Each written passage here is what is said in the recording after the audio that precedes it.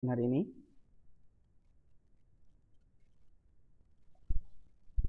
Oke, nggak ada yang jawab berarti sudah siap.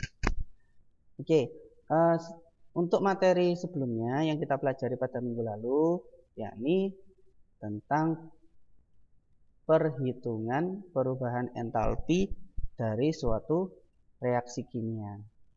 Nah, ada yang tahu nggak? Ada berapa cara untuk menentukan perubahan entalpi dari suatu reaksi kimia? Berdasarkan pembelajaran yang kita lakukan minggu lalu, ada yang bisa berpendapat? Ada berapa cara untuk menentukan nilai perubahan entalpi dari suatu reaksi kimia?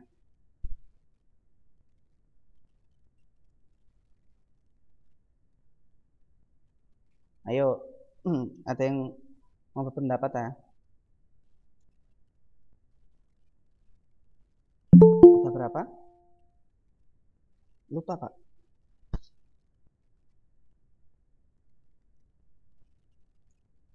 Oke, ada yang belum, ada yang mau jawab? Oke, saya tampilkan lagi kalau begitu. Ada berapa cara menentukan perubahan entalpi suatu reaksi?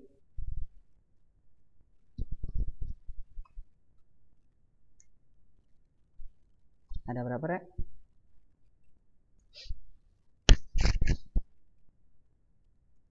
4 nggak, Pak?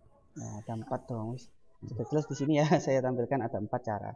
Yang pertama, menggunakan kalorimetri atau alat ukur kalor. Jadi menggunakan kalorimetri dalam suatu percobaan. Kalian kemarin juga sudah mencoba di Telegram itu beberapa ya, ada yang sudah mulai mencoba menentukan perubahan entalpi reaksi dari suatu percobaan menggunakan alat kalorimetri. Yang kemarin kita reaksikan antara asam, basa, kemudian naiknya berapa derajat Celcius, kemudian delta H-nya berapa. Nah, itu adalah penentuan perubahan entalpi reaksi menggunakan kalorimetri. Oke.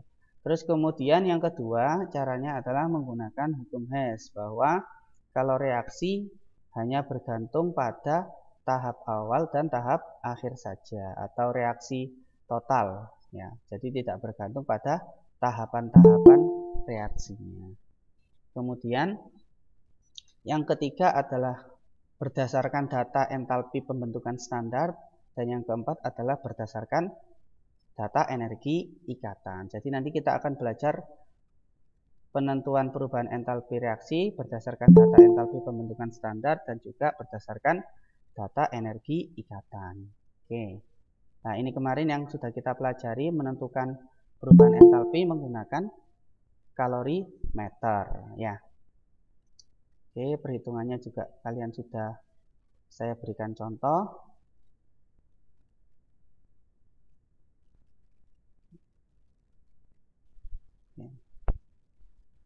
Nah, ini yang hukum Hess.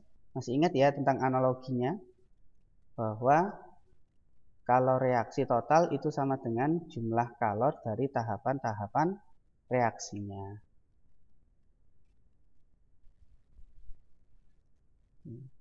Nah, kita akan masuk di penentuan perubahan entalpi menggunakan data entalpi pembentukan standar. Nah, dalam suatu reaksi kimia, ya, zat pereaksi atau yang kita sebut sebagai reaktan atau yang bisa kita sebut sebagai bahan, ya, dianggap terlebih dahulu terurai. Terurai itu terpisah. Ya. Suatu reaksi, ya, yakni senyawa, dianggap terlebih dahulu terurai atau terpisah menjadi unsur-unsurnya. Nah, di sini dia akan terurai menjadi unsur-unsurnya. Kemudian unsur-unsur yang telah terurai itu tadi membentuk zat baru atau disebut sebagai produk atau disebut sebagai hasil ya. Jadi reaksi kimia itu dari reaksinya dianggap terlebih dahulu terurai menjadi unsur-unsurnya, kemudian dari unsur-unsur tersebut akan bereaksi membentuk suatu zat baru yang disebut sebagai produk. Sebagai contoh, ada reaksi AB plus CD menjadi AD plus BC. Jika dianggap bahwa pereaksi yakni AB dan CD, terlebih dahulu terurai menjadi unsur-unsurnya, maka akan menjadi seperti ini. Ya. Jadi A plus B, AB plus CD itu terurai menjadi unsur-unsurnya terlebih dahulu. Jadi AB plus CD akan terurai menjadi unsur A, unsur B, unsur C, dan juga unsur D. Mereka terurai menjadi unsur-unsurnya. Kemudian unsur-unsur tersebut akan bereaksi menata kembali, ya, membentuk zat baru atau yang disebut sebagai produk. Sehingga bisa dituliskan seperti ini. A plus B plus C plus D akan menjadi AD plus BC. Jadi dianggap bahwa reaksi terurai menjadi unsur-unsurnya, kemudian unsur-unsur tersebut akan membentuk zat baru atau produk. Analoginya itu seperti kalian main Lego atau bongkar pasang ya. Misalnya A gandeng B, terus kemudian C gandeng D. Terus kalian lepas, ya, kalian bongkar. Ya. Jadi kalian bongkar menjadi bagian A, B, C sama D. Kemudian kalian susun lagi, tapi A-nya bukan lagi dengan B, tapi dengan D seperti itu. Yang B kemudian gandeng dengan C. Ya, ibaratnya seperti bongkar pasang. Habis dibongkar, terus kemudian dipasang lagi, tapi membentuk suatu bentuk yang berbeda dari sebelumnya. Nah, itu seperti reaksi kimia. Contohnya AB plus CD terurai menjadi ABCD, kemudian A bergabung dengan D membentuk AD, dan B bergabung dengan C membentuk BC. Bisa dimengerti sampai di sini?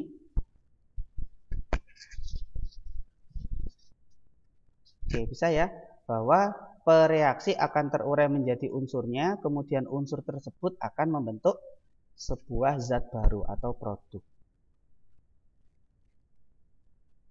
Nah, maka pada reaksi MAB plus NCD, di mana M, N, P, dan Q ini adalah jumlah molekul alias koefisien dari suatu zat.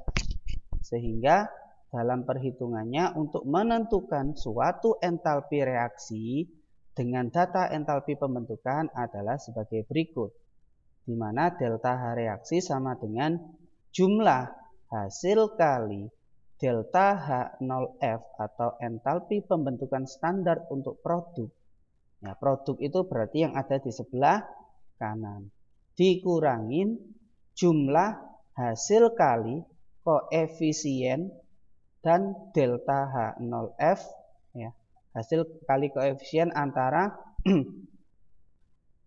delta H0F dengan koefisien yakni M dan N ini, ya, untuk reaktan. Jadi singkatnya, kalau menghitung delta H reaksi berdasarkan data entalpi pembentukan, caranya adalah jumlah delta H untuk kanan dikurangi jumlah delta HF untuk kiri. Produk dikurangi reaktan. Oke, bisa dimengerti ya? Sehingga delta H reaksi untuk reaksi di atas ini adalah sebagai berikut. Nah, produknya adalah AD dan BC. AD punya koefisien P dan BC punya koefisien Q. Maka delta H reaksinya adalah P dikali delta H0F untuk senyawa AD ditambah Q kali delta H0F untuk senyawa BC.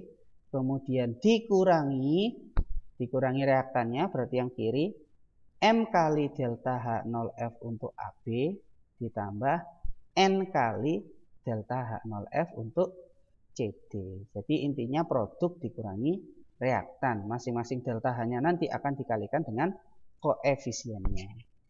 Oke, langsung saja saya contohkan di sini. Tentukan nilai perubahan entalpi untuk reaksi pembakaran standar. Ada kata-kata standar, pembakaran standar artinya pembakarannya berlangsung secara sempurna. Reaksi pembakaran berlangsung sempurna itu adalah reaksi pembakaran yang menghasilkan gas karbon dioksida dan uap air. Mutlak ya, bahwa reaksi pembakaran sempurna itu menghasilkan gas karbon dioksida dan uap air. Seperti reaksi respirasi dalam tubuh manusia ya, dalam tubuh hewan juga. Bahwa reaksi yang terjadi adalah antara glukosa atau karbohidrat bereaksi dengan oksigen yang kita hirup dan kita melepaskan gas karbon dioksida dan uap air. Jadi reaksi respirasi dalam tubuh kita itu termasuk reaksi pembakaran yang sempurna. Ya. Oke. Nah, tentukan nilai perubahan entalpi pada reaksi pembakaran sempurna gas metana jika diketahui data. Yang pertama, delta HF0 untuk CO2 gas adalah negatif 393 kJ per mol. Ini data ya. Jadi diketahui data. Kemudian untuk H2O sekian, untuk CH4 sekian. Gas metana, metana itu kan hidrokarbon alkana ya, berkarbon 1 yakni CH4. Jadi CH4 nanti itu dibakar. Nah, setelah dia dibakar, ditanya berapa sih energi yang terlibat di dalamnya, berapa sih nilai perubahan entalpinya. Ya. Kita tahu ya bahwa sesuatu zat yang dibakar pasti akan menimbulkan nyala api. Nyala api sendiri itu adalah representasi dari adanya energi. Kita merasakan panas di sekitar api. Artinya ada transfer energi dari reaksi tersebut atau reaksi pembakaran ke tubuh kita. Jadi ada terjadi transfer energi. Nah, reaksi pembakaran gas metana sendiri dalam persamaannya yakni CH4 gas ditambah dengan O2. Dalam reaksi pembakaran selalu ditambah dengan O2 ya, gas menjadi CO2 gas plus H2O gas. Reaksi tersebut belum setara. Siapa yang bisa menyetarakan? Tolong bisa berpendapat. Nanti saya tulis namanya. Siapa yang mau berpendapat? Reaksi ini belum setara. Siapa yang mau menyetarakan?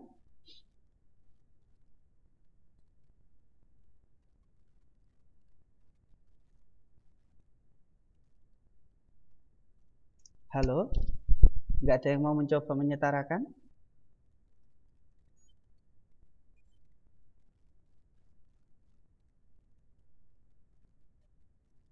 Wah, nggak ada yang mau ini. Oke lah.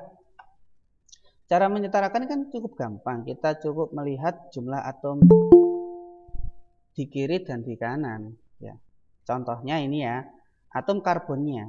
Di ruas kiri jumlah atom karbonnya hanya ada 1 dalam senyawa CH4.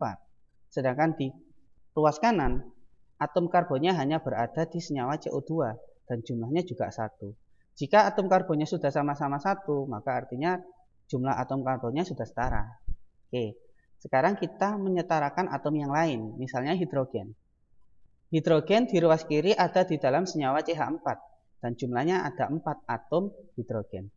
Di ruas kanan, ya, di ruas kanan atom hidrogen berada di senyawa H2O dan jumlah atom hidrogennya ada 2. Nah, ini kan tidak seimbang. Di sebelah kiri hidrogennya 4, di sebelah kanan hidrogennya cuma 2. Bagaimana caranya supaya hidrogennya seimbang atau hidrogennya setara? Dikali 2. Oke, siapa yang dikali 2? H yang di sebelah kanan. Oke, lebih tepatnya H2O-nya Pak yang dikali 2 begitu ya. Karena angka 2 nanti akan diletakkan di depan sebagai koefisien. Jadi angka 2 nanti akan dimiliki oleh hidrogen dan juga dimiliki oleh oksigen. Oke, nggak apa-apa. Sekarang H2O-nya sudah setara dari segi atom hidrogennya. Sama-sama 4, di ruas kiri 4, di ruas kanan juga 4. Sekarang apa yang harus disetarakan lagi selain atom hidrogen? Oksigen. Oke, yang disetarakan adalah atom oksigennya. Di ruas kiri ada berapa jumlah atom oksigennya?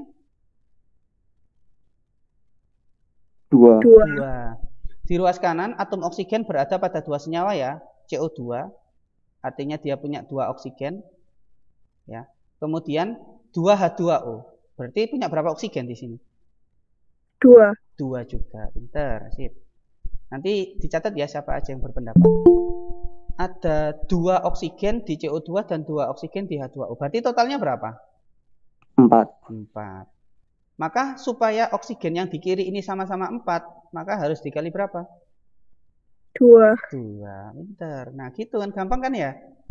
Nah, sehingga reaksi yang setara adalah sebagai berikut, di mana CH4 gas plus 2O2 gas menjadi CO2 gas plus 2H2O. Reaksinya sudah setara.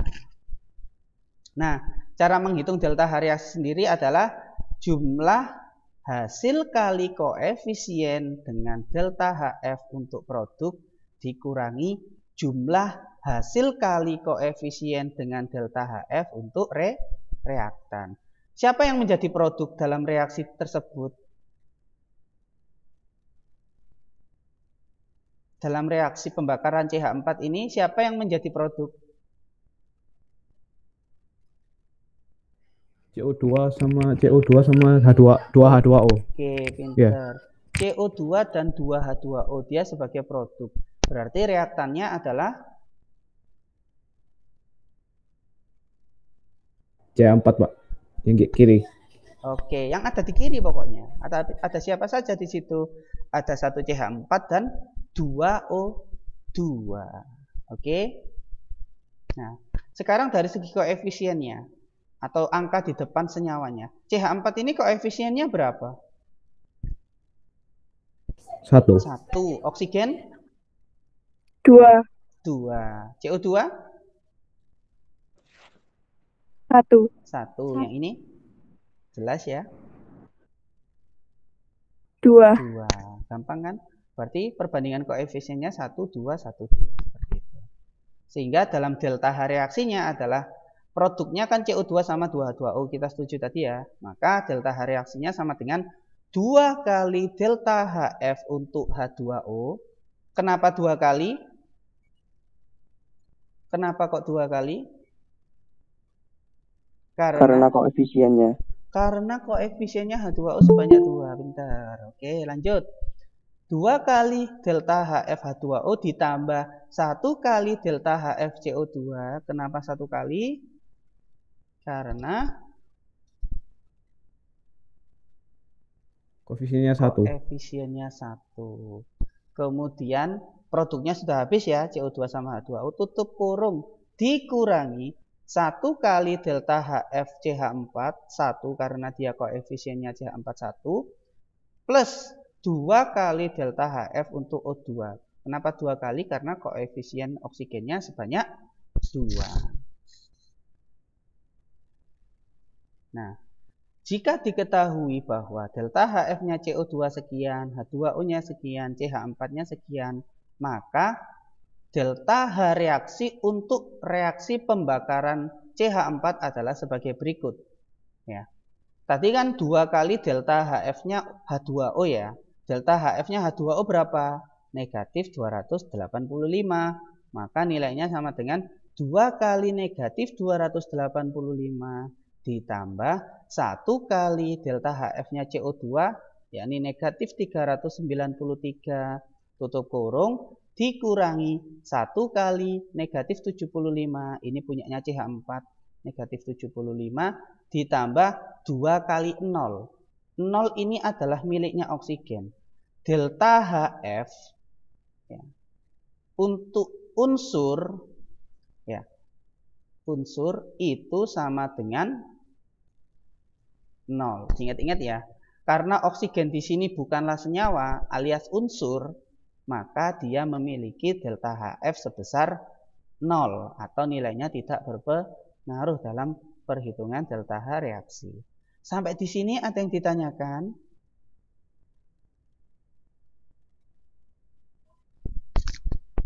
Lanjut ya.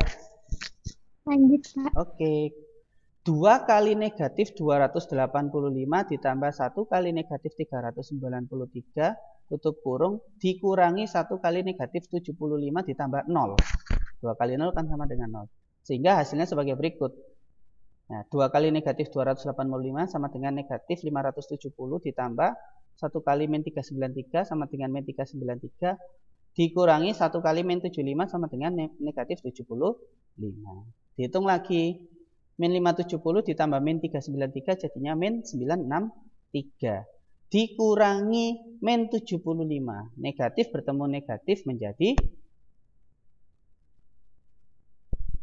Positif. positif, sehingga negatif 963 ditambah 75 sama dengan negatif 888 kilojoule. Delta H reaksi ini adalah nilai sebesar negatif 888 kilojoule ini adalah untuk pembakaran atau untuk reaksi CH4 sebanyak 1 mol. Pak, kok bisa ada angka 1 di sini? Dari mana angka ini? Ada yang tahu? Kenapa kok negatif 888 kilojoule ini diperuntukkan pembakaran 1 mol CH4? Kenapa? Karena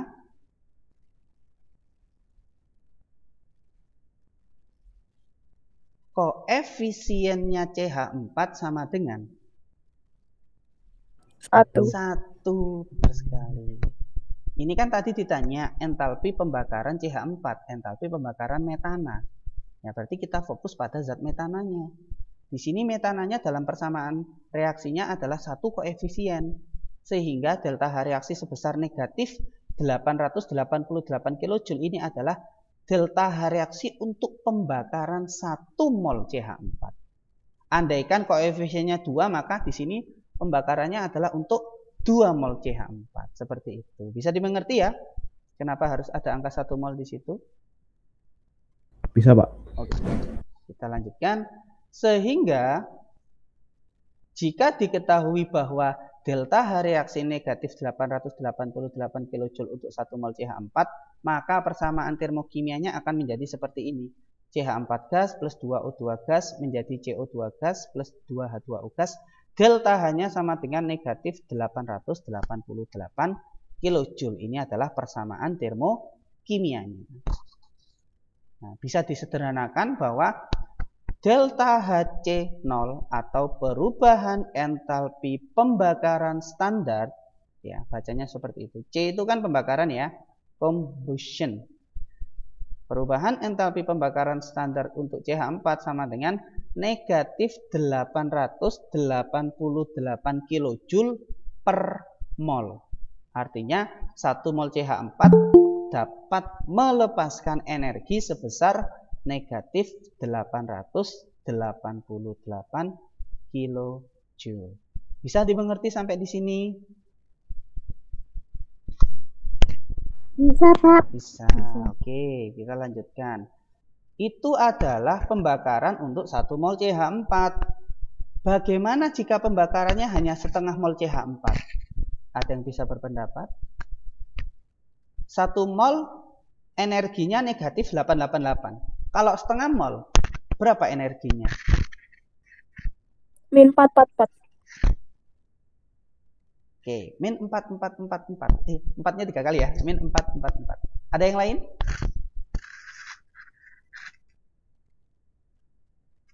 Kalau 1 mol itu negatif 888 kilojoule.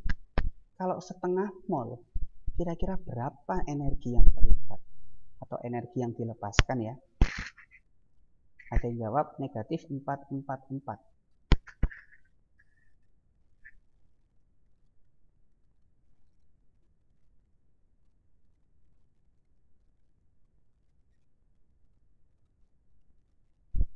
Oke, kita cek ya.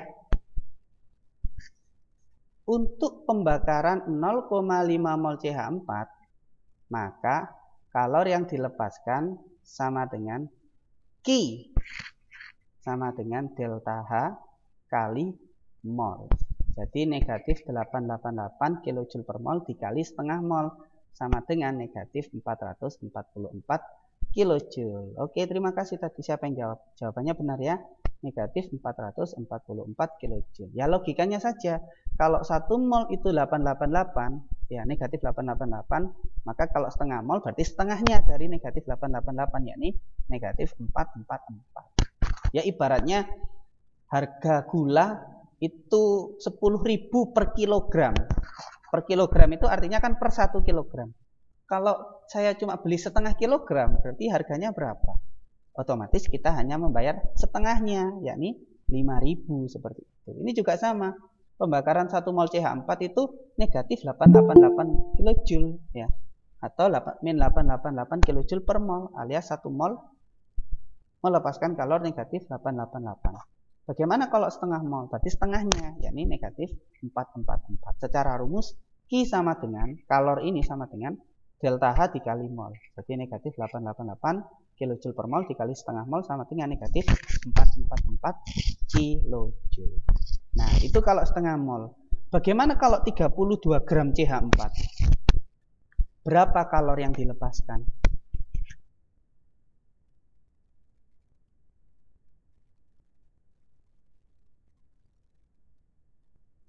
Bagaimana kalau 32 gram CH4?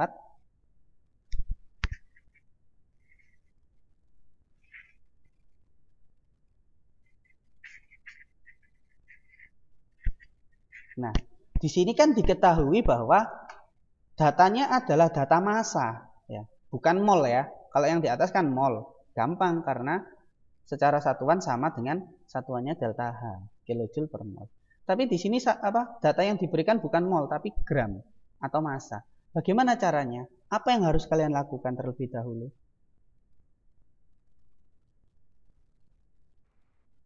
Mengubah mol ke gram. Oke, bukannya kebalik. Siapa tadi yang jawab? Mengubah mol ke gram atau mengubah gram ke mol? Gram ke mol. Oke, nggak apa-apa, it's okay. Kebalik ya, yang benar mengubah gram ke mol, mengkonversi gram ke mol. Bagaimana caranya? Mol sama dengan Gram per mr. gram per mr. Pintar, oke. Gram per mr. Gramnya sudah ada 32 gram. Sekarang mr. Apa sih mr itu? Massa molekul relatif. Datanya ada di dalam tabel periodik unsur, ya. Nah, di sini senyawa yang terlibat adalah CH4. C itu memiliki massa atom relatif 12, sedangkan hidrogen memiliki massa atom relatif 1. Berarti dalam senyawa CH4 mr-nya berapa?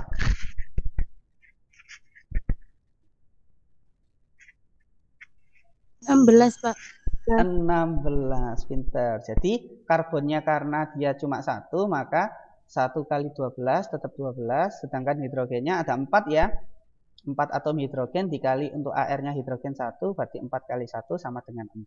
4 ditambah 12 sama dengan 16. Berarti masanya 32, mr-nya 16 gram per mol, maka molnya jadi berapa? 2. 2. Kita cek ya.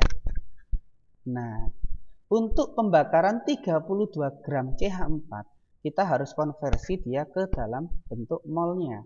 Di mana mol sama dengan gram per mr. Gramnya 32 gram, mr-nya 16 gram per mol. 32 dibagi 16 sama dengan 2 mol. Sehingga kalor yang dilepaskan sama dengan berapa? Kalau yang bereaksi ternyata itu adalah 2 mol.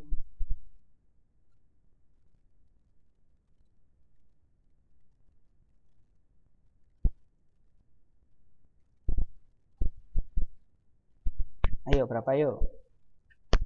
Kalau setengah mol negatif 444. Kalau 2 mol? 76. 76 kilojoule.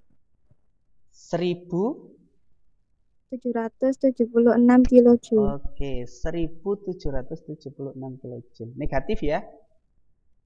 Iya. Oke, sip.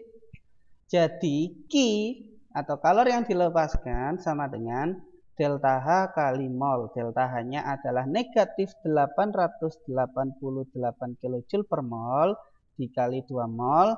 Molnya dicoret, tinggal kilojoule. Min 888 dikali 2 sama dengan min 1776 kilojoule. Oke, sampai di sini ada yang ditanyakan?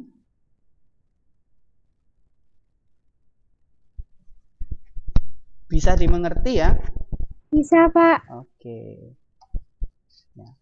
Kenapa di sini kok ini ada sedikit pertanyaan ya? Kenapa di sini saya menuliskan kalornya dilepaskan? Why? Kenapa?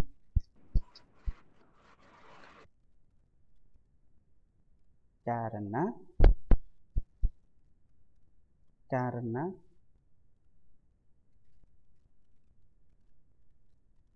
Karena apa?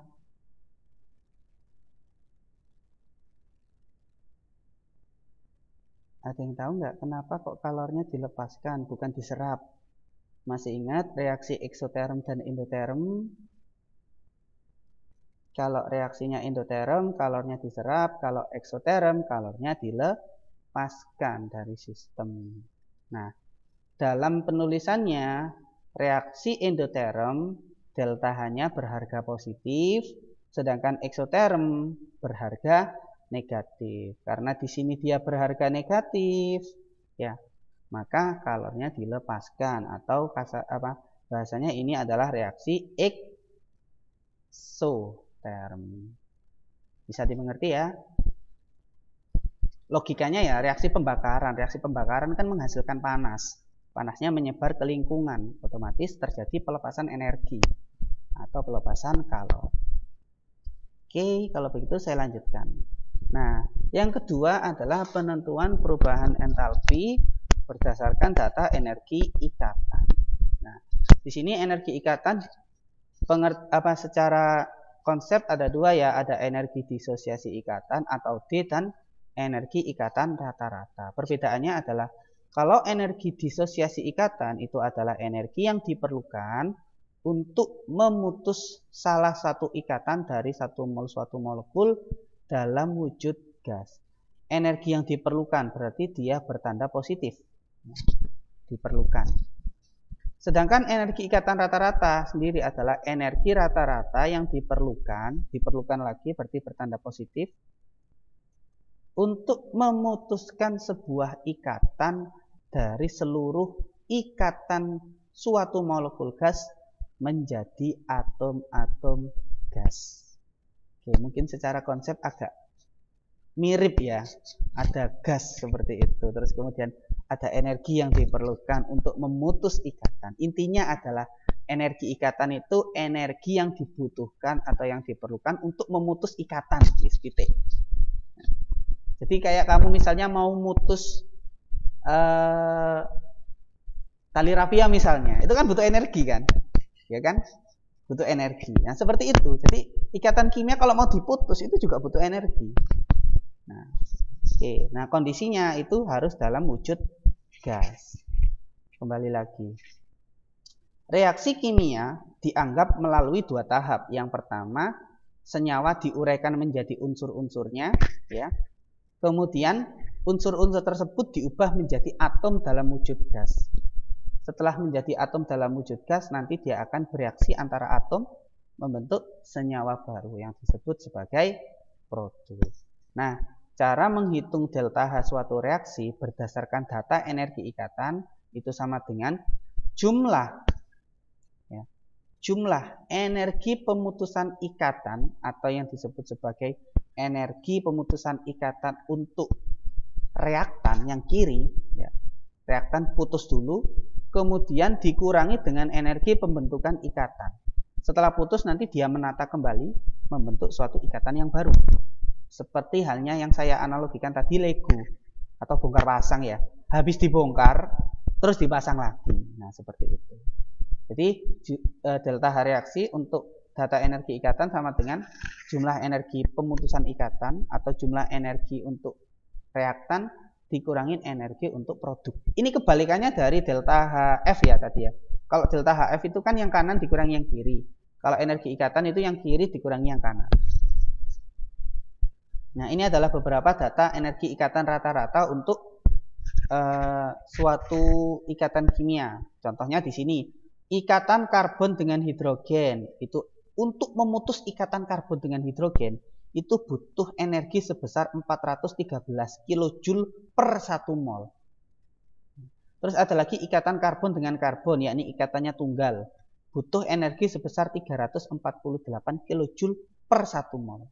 Ada lagi karbon dengan karbon rangkap 2. Ya, karena karbonnya rangkap 2, ibaratnya itu talirnya double, otomatis butuh energi yang lebih besar. Butuh energi 614. Kalau di sini ikatannya tambah satu lagi jadi ikatan 3 atau rangkap 3, maka butuh energi yang lebih besar lagi. Jadi semakin banyak ikatan, semakin besar energi yang diperlukan. Seperti itu. Bisa dimengerti ya? Bisa, Pak. Oke, lanjut. Nah, kita langsung ke contoh. Jika diketahui data energi ikatan rata-rata untuk karbon berikatan rangkap 2 dengan karbon, energi ikatnya adalah 609 kJ. Karbon dengan Cl atau klor, ya, energi ikatan rata-ratanya 326 kJ per mol. Karbon dengan hidrogen 412. Karbon dengan karbon tunggal, ya, energi ikatnya 345. Terus kemudian hidrogen dengan klor atau H dengan Cl itu 426 kJ per mol. Tentukan besarnya entalpi untuk reaksi berikut, di mana CH2 rangkap 2 dengan CH2 ditambah HCl menjadi CH3 CH2Cl. Delta H-nya sama dengan X kilojoule. Kamu disuruh menentukan X ini berapa angkanya, seperti itu. Oke, sama seperti sebelumnya tadi, disuruh menentukan untuk mencari nilai delta H atau perubahan entalpi. Tapi di sini data yang digunakan adalah data energi ikatan rata-rata. Nah, delta H reaksi sendiri adalah jumlah energi pemutusan ikatan. Pemutusan ikatan itu berarti yang di kiri, ya. Ini nanti dia terputus terlebih dahulu, dibongkar menjadi unsur-unsurnya seperti bongkar pasang tadi, semuanya dibongkar, kemudian dikurangi energi pembentukan ikatan, yakni yang kanan atau yang produk. Setelah dibongkar, kemudian ditata kembali. Nah, seperti itu. Oke, kemudian ditata kembali membentuk suatu zat yang baru, zat yang bentuknya baru. Ya.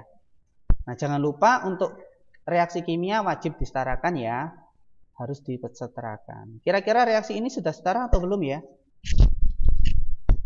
Dari jumlah atom karbonnya, dari jumlah atom hidrogennya, dan juga dari jumlah atom klornya.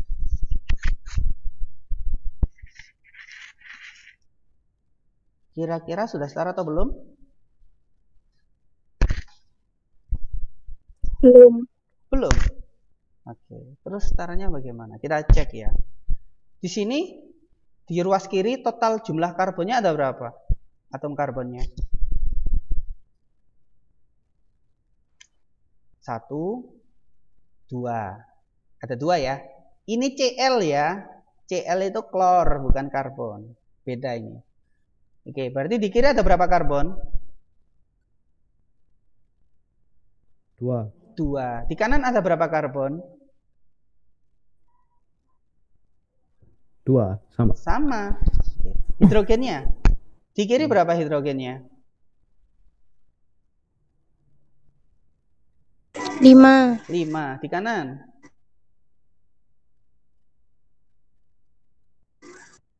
5. 5 juga. Berarti sudah sama. Setelah itu Cl-nya. Di kiri berapa? Di kiri 1. Di kanan? Di kanan juga 1. Berarti reaksinya kebetulan sudah setara. Berarti kalau sudah setara tidak perlu disetarakan. Karena sudah setara. Oke. Sehingga delta H reaksi untuk reaksi tersebut adalah jumlah energi pemutusan ikatan yang kiri dikurangi energi pembentukan ikatan atau energi ikatan yang kanan. Nah, cara yang pertama atau yang harus kalian lakukan yang pertama kali adalah menjabarkan ikatan kimia yang ada di dalam reaksi tersebut. Nah, CH2 rangkap 2 dengan CH2 itu bentuk strukturnya bagaimana?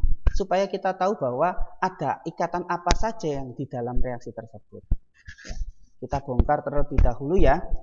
Kita jabarkan maksudnya. Kita jabarkan terlebih dahulu untuk ikatan kimia dalam reaksi tersebut. Nah, akan menjadi seperti ini. Dalam CH2 rangkap 2 dengan CH2, strukturnya adalah seperti ini. C rangkap 2 dengan C, kemudian C mengikat 2 atom hidrogen, dan C yang di kanan juga mengikat 2 atom hidrogen. Ini ada di dalam materi hidrokarbon ya. Ingat, karbon selalu mempunyai 4 ikatan kovalen. Bisa dimengerti sampai di sini? Karbon selalu mempunyai 4 ikatan kovalen karena dia mempunyai 4 elektron valensi. Dua elektronnya sudah digunakan berikatan rangkap dua dengan atom karbon lain. Otomatis kan sisa dua untuk masing-masing karbon. Yang kiri, dua elektronnya digunakan untuk berikatan dengan dua atom hidrogen. Yang kanan juga sama, dua elektronnya digunakan berikatan dengan dua atom hidrogen. Sehingga pas karbon punya 4 ikatan kovalen. 1, 2, 3, 4. Yang kanan 1, 2, 3, 4. Bisa dimengerti? Bisa, Pak. Oke. Terus kemudian HCl. Hidrogen itu punya 1 elektron valensi. Cl punya 7 elektron valensi. Masing-masing saling memberikan 1 elektronnya. Terjadi sharing elektron. 1 elektronnya hidrogen digunakan untuk Cl, 1 elektronnya Cl digunakan untuk hidrogen. Otomatis akan terbentuk ikatan kovalen tunggal antara hidrogen dengan Cl dalam senyawa HCl. Kemudian menjadi CH3, CH2, Cl. Sama, C punya 4 ikatan kovalen. Dipakai 3 kan? Hidrogen, hidrogen, hidrogen. Satunya dipakai sama C yang di sebelahnya. Kemudian C yang di sebelahnya berikatan dengan Cl. Kemudian berikatan dengan 2 atom hidrogen lainnya lagi. Sehingga di sini karbonnya juga sama, mempunyai 4 ikatan kovalen. 1 dengan Cl, 2 dengan hidrogen, dan 1 dengan karbon. Oke, bisa dimengerti untuk di sini? Pokoknya yang penting adalah karbon selalu punya 4 ikatan kovalen. 1, 2, 3, 4. Ini juga sama 1, 2, 3, 4. Oke, bisa dimengerti ya? Saya lanjutkan. Nah, dalam penjabaran ikatan kimia dalam reaksi tersebut dapat diketahui bahwa di dalam senyawa CH2 ini ada berapa ikatan kimianya? Ada berapa jenis ikatan kimia? Ada ikatan kimia antara apa dengan apa, terus kemudian apa dengan apa lagi. Yang ini dulu. Ada ikatan antara atom apa dengan atom apa? Dalam senyawa yang saya beri lingkaran ini. Ada ikatan antara atom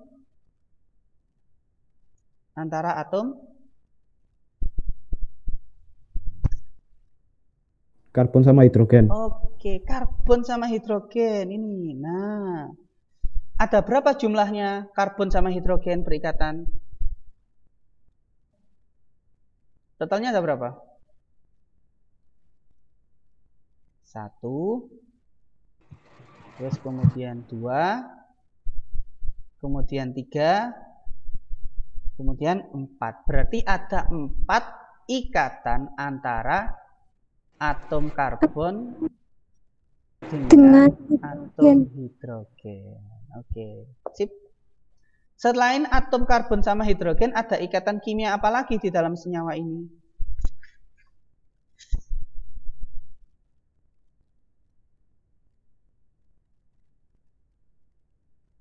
Ada ikatan apa lagi selain karbon dengan hidrogen? Karbon dengan karbon. Oke, karbon dengan karbon. Ini ya. Karbon dengan karbon. Ikatannya rangkap 2 atau tunggal? Rangkap 2. Rangkap 2. Berarti ada 4 karbon hidrogen dan 1 karbon rangkap 2 dengan karbon. Selain itu ada lagi? Sudah ya, nggak ada ya? Oke. Yang di kanan, ini sudah jelas ya, berarti ada ikatan antara atom hidrogen dengan atom Cl atau atom klor. Karena di sini cuma ada 1. Terus yang di kanan ini, yang di produk.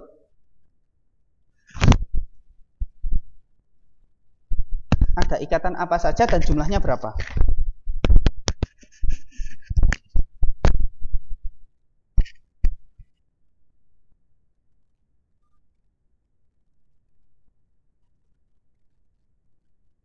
Ada ikatan apa saja dan jumlah ikatannya berapa?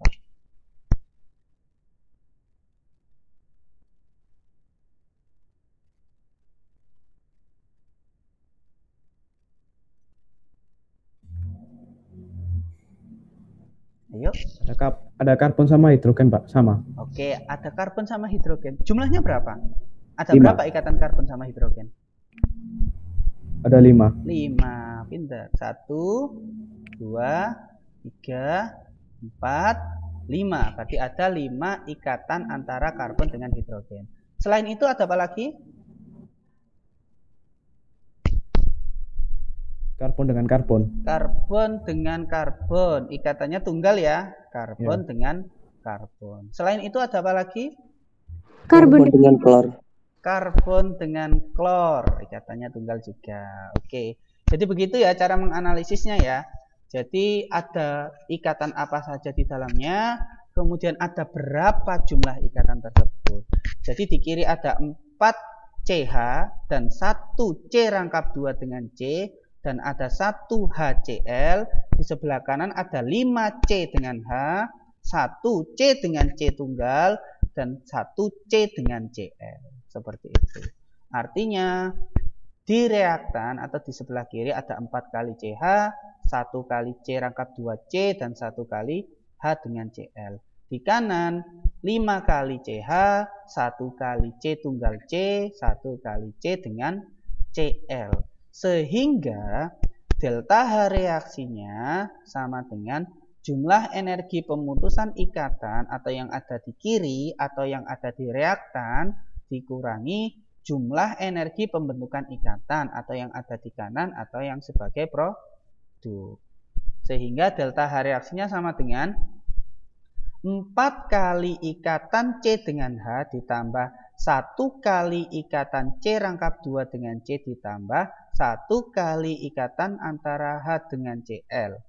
Kemudian tutup kurung dikurangi 5 kali ikatan C dengan H ditambah 1 kali C dengan C tunggal ditambah 1 kali C dengan Cl.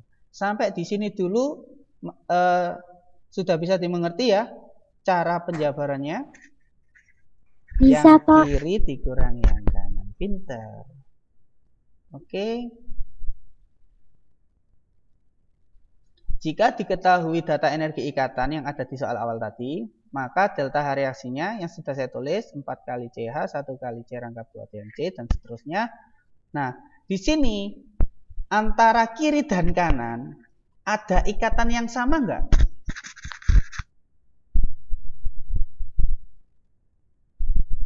Ada enggak ikatan yang sama antara reaktan dan produk? Dan apa ikatan itu? Apa ikatan yang sama?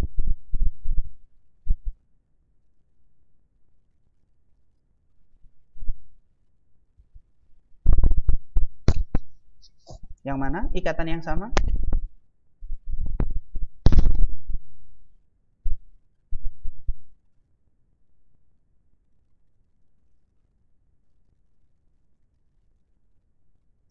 Yang di kiri, ini yang di kiri ya.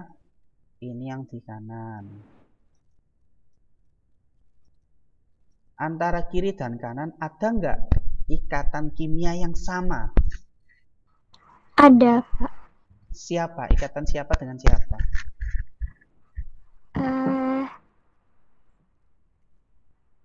Karbon dengan karbon. Karbon dengan karbon. Kita cek. Di sini karbon dengan karbon, rangkap 2. Di sini karbon dengan karbon, tapi tunggal. Apakah itu ikatan yang sama? Oh, beda. Beda. Meskipun sama-sama atom karbon, tapi di situ jumlah ikatannya beda. Oke, coba cek lagi. Kira-kira ada nggak yang sama? Ikatan antara atom apa dengan Ada, atom? Pak. Nah, yang mana? Yang kiri 4 kali C min H sama yang 5 kali C min H. Oke.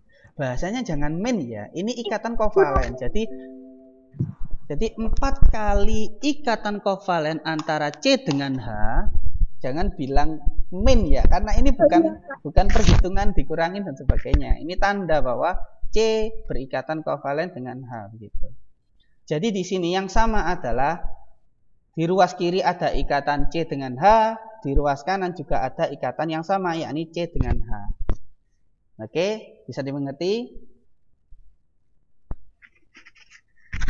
Bisa ya? Bisa, Hati-hati Pak. ya. Ini bukan tanda sama dengan. Ini artinya adalah karbon berikatan rangkap 2 dengan karbon. Bukan C sama dengan C, bukan. Oke. Ini adalah ikatan kimia. Oke, karena di sini ada 4 kali CH, sedangkan yang di kanan ada 5 kali CH, maka bisa kita eliminasi. Ya. Jadi berapa? Di sini 4, di sini 5. Kalau kita eliminasi, maka di sini akan habis atau hilang. Yang di sini tinggal berapa? 1. 1. Sip. Nah, jadi tinggal 1 CH saja. Ya, karena dikurangi yang kiri seperti itu. Sehingga untuk delta H reaksinya sama dengan 1 kali C rangkap 2 dengan C. 4 kali CH-nya sudah hilang ya, karena sudah dieliminasi dengan 5 CH. Ditambah 1 kali H dengan Cl dikurangi 1 kali C dengan H. Sudah berubah menjadi 1 karena sudah dikurangi dengan 4 yang kiri tadi. Ditambah 1 kali C dengan C, ditambah 1 kali C dengan Cl. Terus dimasukkan datanya. Nah, C rangkap 2 dengan C nilainya berapa? 609. Berarti 1 kali 609 ditambah 1 kali H dengan Cl. H dengan Cl 426. Tutup kurung karena ini ruas kiri. Kemudian yang ruas kanan buka kurung 1 kali C dengan H. C dengan H mana C dengan H? 412 kJ. Ditambah 1 kali C dengan C tunggal. C dengan C tunggal mana? Oh ini 345. Ditambah 1 kali C dengan CL. C dengan CL di sini sebesar 326. Semuanya dihitung, dioperasikan, maka akan ketemu nilai sebesar delta H reaksi untuk yang kiri 609 ditambah 426 dikurangi yang kanan 412 plus 345 plus 326. Dioperasikan lagi maka ketemu 1035 dikurangi 1083 sama dengan negatif atau positif ini nanti hasilnya? Positif. Positif. 1035 dikurangi 1083. Kecil dikurangi besar, otomatis ya hasilnya negatif. Negatif 48 kJ untuk reaksi 1 mol CH2CH2. Ingat, kenapa tadi kok 1 mol? Karena koefisien reaktan dari CH2 rangkap 2 CH2 itu adalah 1, sehingga min 48 kJ adalah kalor yang dilepaskan untuk reaksi 1 mol CH2CH2. Bisa dimengerti sampai di sini? Bisa, Pak. Bisa. Oke. Nah, jika diketahui data bahwa delta H reaksinya sebesar negatif 48 kJ untuk reaksi 1 mol CH2CH2, maka persamaan termokimianya akan menjadi seperti ini. CH2CH2 plus HCl menjadi CH3CH2Cl. Delta H-nya negatif 48 kJ. Berarti nilai X tadi yang kita cari sudah ketemu, yakni negatif 48. Nah, itu untuk reaksi 1 mol CH2CH2. Bagaimana kalau setengah mol CH2CH2?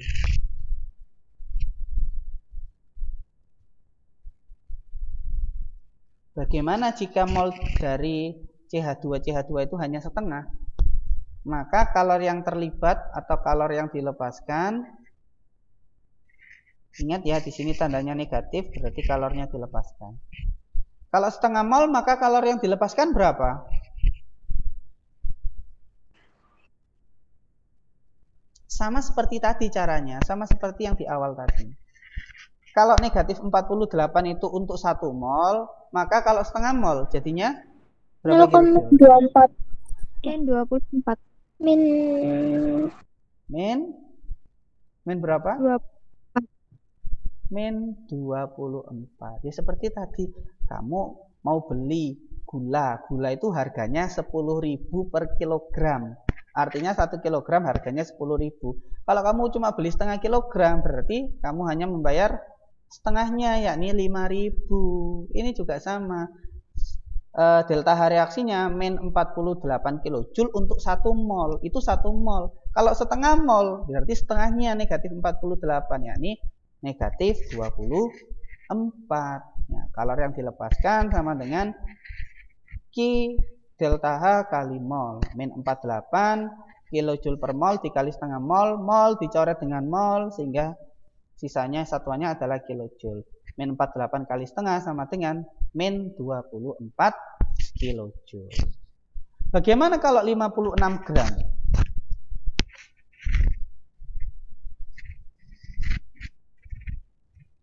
Bagaimana kalau 56 gram?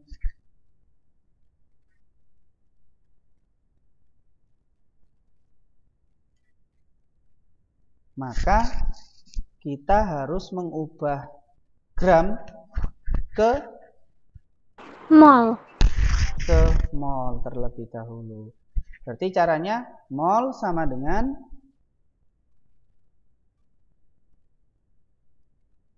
gram per mr. Oke, gramnya 56, mr-nya CH2. CH2 itu berapa? 28. 28, pinter. Langsung ya 28. Berarti molnya berapa kalau begitu? 56 dibagi 28.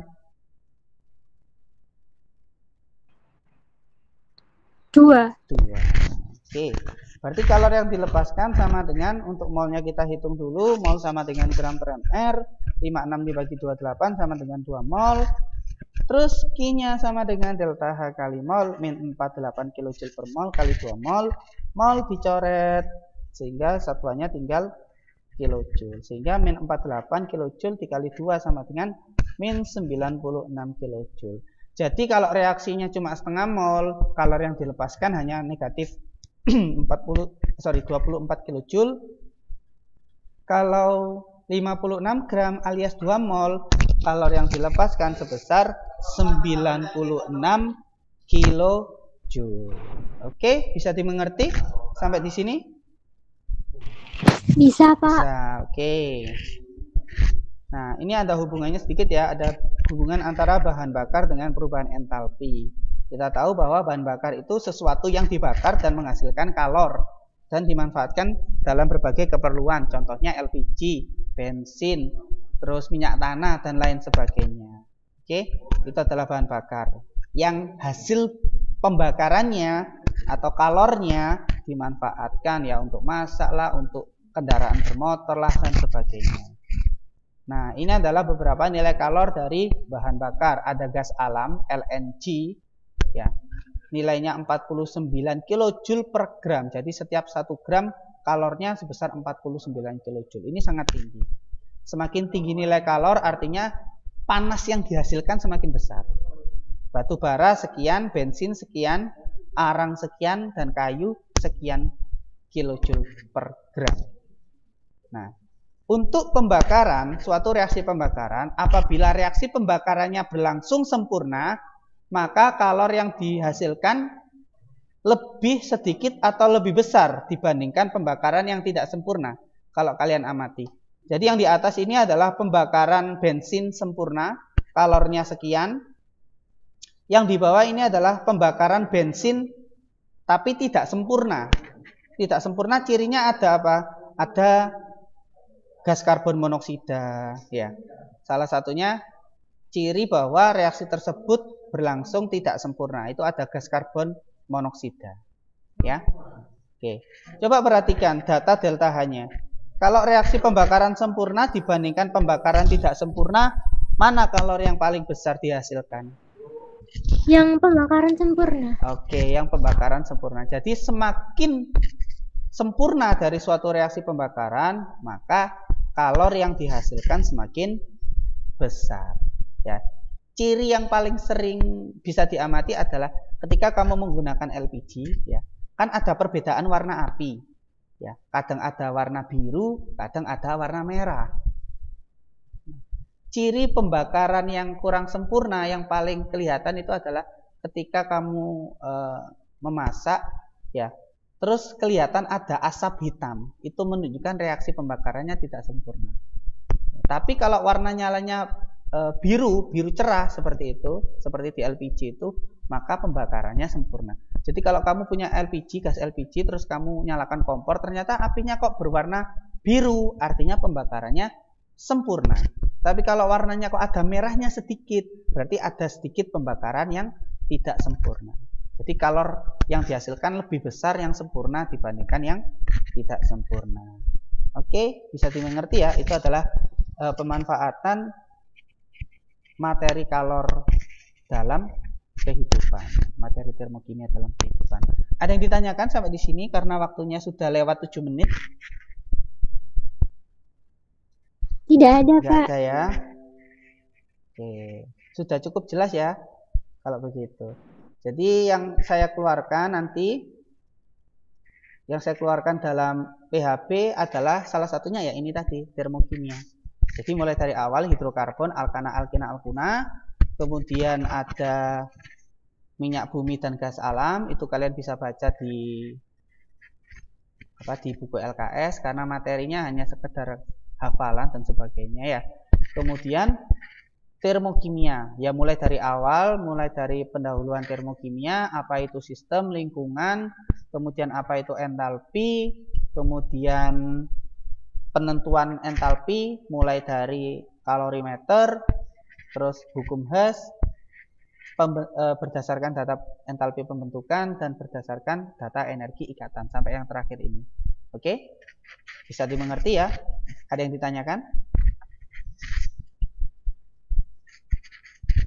Oke, sepertinya nggak ada. Baik, kalau begitu terima kasih semuanya untuk pembelajaran hari ini. Untuk link apa? Nazila? Apa, Pak? Ya, saya kira kamu tadi mau tanya. Ya, tanya. Ya, oke. Oh ya, bagi tadi yang berpartisipasi menjawab, silahkan tuliskan nama kalian dan kelasnya di kolom komentarnya Telegram yang tadi saya share untuk link Zoom ini. Link Google Meet ini. Kalian komen di situ ya nama sama kelasnya. Nanti akan saya rekap. Baik ya. Untuk kisi-kisinya nanti akan saya share bentuk latihan soal supaya kalian bisa langsung berlatih untuk soal-soal PHP. Oke. Baik, terima kasih atas perhatiannya. Alhamdulillah hari ini belajarnya dapat berjalan dengan lancar. Semoga ilmu yang kita pelajari hari ini dapat diserap dengan baik dan dapat bermanfaat di kemudian hari. Saya akhiri. Wassalamualaikum warahmatullahi wabarakatuh. Waalaikumsalam warahmatullahi wabarakatuh.